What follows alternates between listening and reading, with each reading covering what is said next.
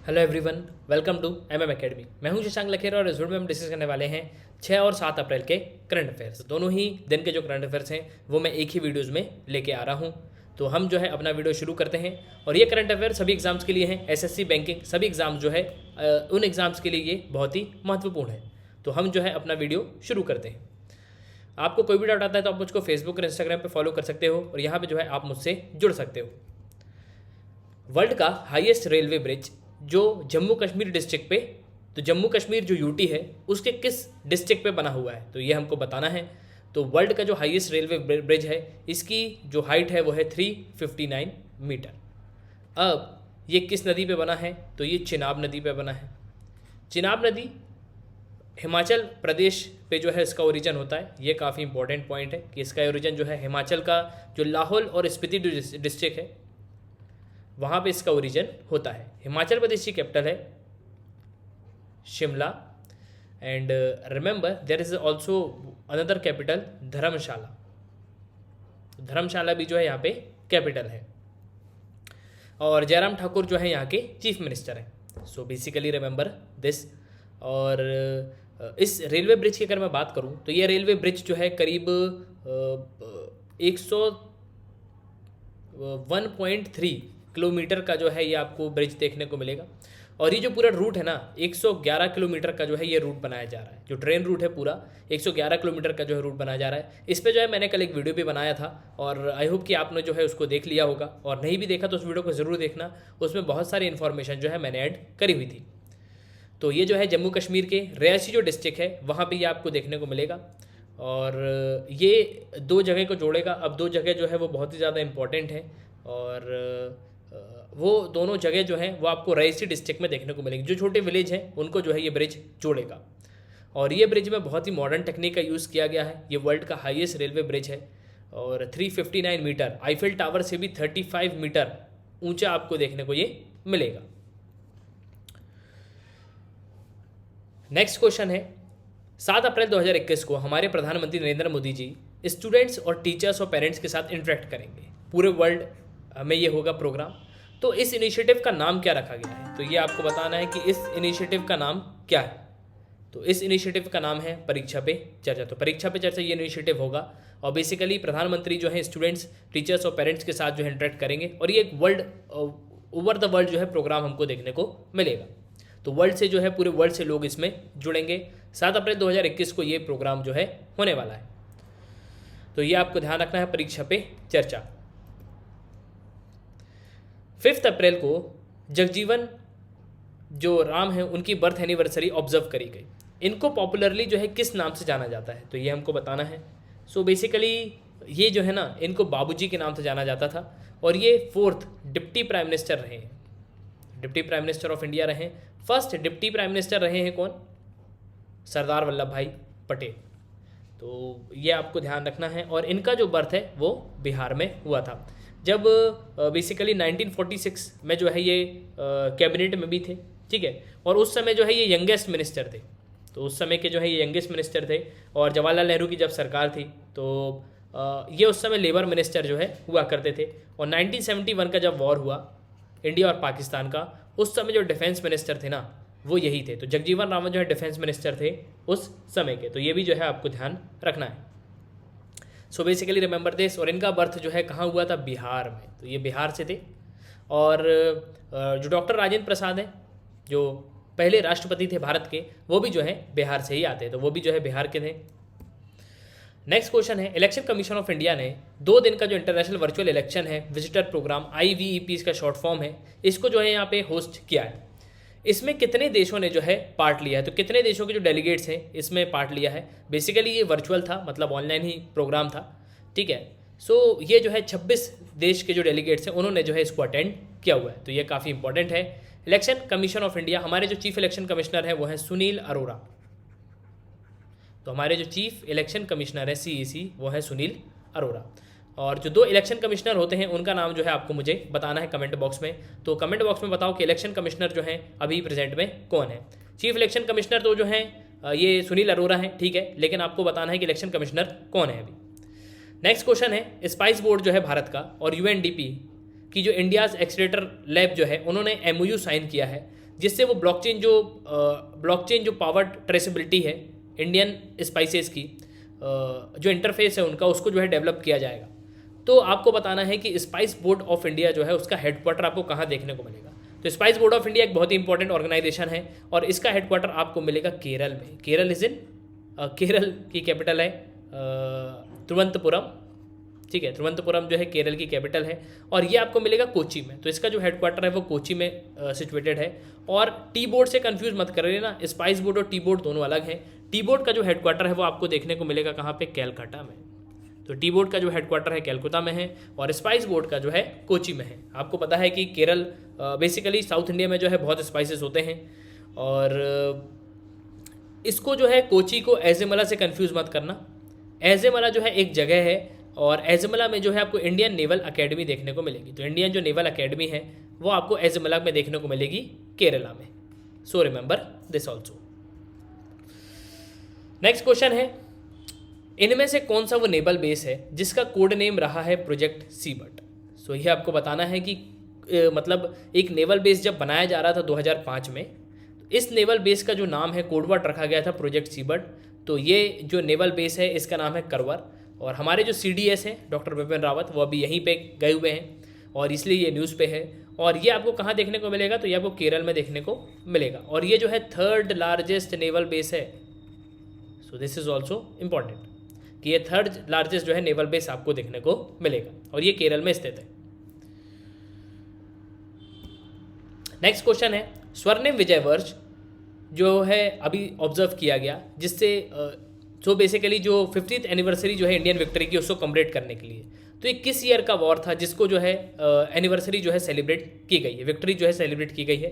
तो ये वॉर था 1971 का। तो 1971 के वॉर को जो है इसको स्वर्णिम विजय वर्ष जो है घोषित किया गया है बेसिकली। तो 50th एनिवर्सरी जो है इस वॉर की उसको जो है कॉमरेट किया गया है और उसको जो है स्वर्णिम विजय वर्ष का नाम दिया गया है। तो ये आपको ध्यान रखना है। और बेसिकली 1971 का वॉर बहुत ही एक इम्पॉर्टेंट वॉर था इंडिया और पाकिस्तान के बीच का, जिसमें बांग्लादेश को जो है आज़ादी मिली थी। तो एक जो हमारा ईस्ट पाकिस्तान है यहाँ पे जो है बांग्लादेश बना दिया गया बाद में। So remember this also. Which Indian navy ships participate in 3-day exercise La Perouse. So La Perouse एक एक्सरसाइज होना है, आपको पता है। और ये जो इंडियन नेवी की कौन सी शिप है जो इसमें पार्टिसिपेट करेंगी। देखो पहले तो ला पेरोस कोई एक मतलब अलग जगह नहीं है, ला पेरोस एक जगह का नाम है जो आपको ऑस्ट्रेलिया में देखने को मिलेगी, ठीक है। इसको ला पेरोस भी कहा जाता है और ये ऑस्ट्रेलिया में आपको देखने को मिलेगी। ऑस्ट्रेलिया कैपिटल है कैनबेरा और प्राइम मिनिस्टर है स्कॉट मॉरिसन। और इसमें जो है बहुत सारे देश शामिल होंगे, जैसे इंडिया है, ठीक है, इंडिया है ही, जापान है, फिर USA है, फ्रांस है, ऑस्ट्रेलिया है। तो ये सब देश आपको देखने को मिलेंगे और ये 3 दिन की जो है एक्सरसाइज है। तो इसमें भारत के INS सतपुरा और INS किल्तन जो है ये यहाँ पे गए हुए हैं। सो रिमेंबर दिस। नेक्स्ट क्वेश्चन है, DRDO ने कौन सी जो टेक्नोलॉजी है उसको डेवलप किया है जिससे जो नेवल शिप है उनको सेफगार्ड किया जाएगा मिसाइल अटैक से। तो इस टेक्नोलॉजी का नाम आपको बताना है। So it is advance chef technology. तो एडवांस शेफ टेक्नोलॉजी जो है ये इसका नाम है। DRDO जो है एक बहुत ही इंपॉर्टेंट ऑर्गेनाइजेशन है। DRDO का जो हेडक्वार्टर है वो आपको देखने को मिलेगा न्यू दिल्ली में, ठीक है। DRDO को इसरो से कंफ्यूज मत कर लेना, बहुत से बच्चे इसरो से कंफ्यूज कर लेते हैं। इसरो का जो हेडक्वार्टर है वो आपको देखने को मिलेगा बेंगलुरु में। So remember this also. Bengaluru जो है कर्नाटक की कैपिटल है और हमारा जो स्पेस सेंटर है सतीश धवन स्पेस सेंटर वो हमको मिलेगा कहाँ पे, आंध्र प्रदेश में, जो है नेल्लोर डिस्ट्रिक्ट में। तो इन तीनों चीज़ों को बिल्कुल जो है कंफ्यूज मत करना। DRDO के चेयरमैन है जी सतीश रेड्डी और DRDO ने हाल ही में एक चीपेस्ट गनशॉट लोकेटर बनाया है जिसका नाम है पार्थ, और DRDO का हेडक्वार्टर आपको मिलेगा न्यू दिल्ली में। इसरो के जो चीफ हैं वो हैं K7, तो ये भी आपको ध्यान रखना है।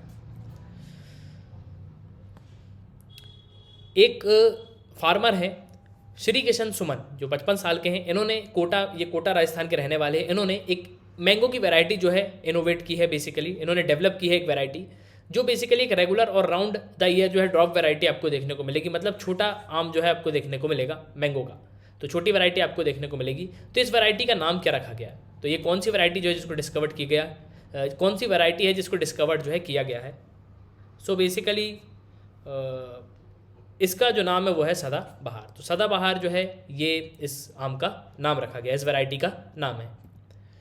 नेक्स्ट क्वेश्चन है, हाल ही में जो नेशनल मैरीटाइम डे है उसको ऑब्जर्व किया 5 अप्रैल को। तो ये कौन सी एनिवर्सरी जो है यहाँ पे सेलिब्रेट की गई है? तो नेशनल मैरीटाइम डे की अगर हम बात करें तो इसको 5 अप्रैल को जो है सेलिब्रेट किया जाता है, तो ये आपको ध्यान रखना है। और बेसिकली जो है 58th एनिवर्सरी जो है नेशनल मैरीटाइम डे की ऑब्जर्व करी गई है। सो रिमेंबर दिस ऑल्सो। और अगर मैं बात करूं तो नेशनल जो मैरीटाइम डे की अगर बात हो रही है तो हम नेवी की भी बात कर लेते हैं। तो नेवल जो बेसिकली अगर आप देखोगे तो हमारी जो नेवल एकेडमी है वो आपको एजिमला में देखने को मिलेगी, केरल में, ठीक है। और 3 कमांड आपको देखने को मिलेंगी। सो बेसिकली ये हमारा मैप है, नॉर्थ साउथ, ये ईस्ट और ये वेस्ट।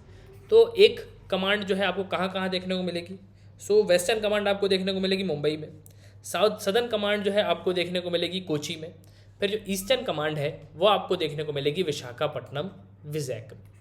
और विशाखापट्टनम की मैं बात करूं तो ये जो है 17th रेलवे जोन भी बना था अभी। तो 17th रेलवे जोन जो है इसको बनाया गया है जिसका नाम है साउथ कोस्ट रेलवे। तो एक नया रेलवे जोन जो है यहाँ पे बनाया गया है। अब पहले 16 रेलवे जोन थे, अब जो है 17 रेलवे जोन हो गए हैं। तो साउथ कोस्ट रेलवे बनाया गया है। भारत के 48th जो चीफ जस्टिस हैं किसको अपॉइंट किया गया है? तो ये जो है आपको बताना है।